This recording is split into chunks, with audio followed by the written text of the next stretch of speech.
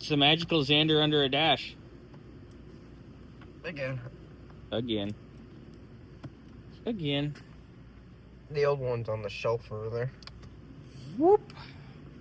There's the old blower motor resistor. Was acting a fool.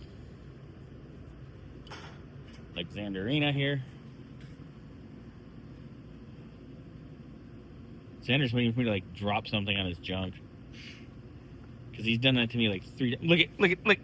He's done that to me like 3 times in the last week. I'm under a car, goes, oh, you need this wrench? Bam. Bitch. He's smiling because he knows it's true. Alright, so he's getting the blower motor resistor done. I have the condenser in. And the bracket just loose on this side. I'm going to do the lines. I can't get it over.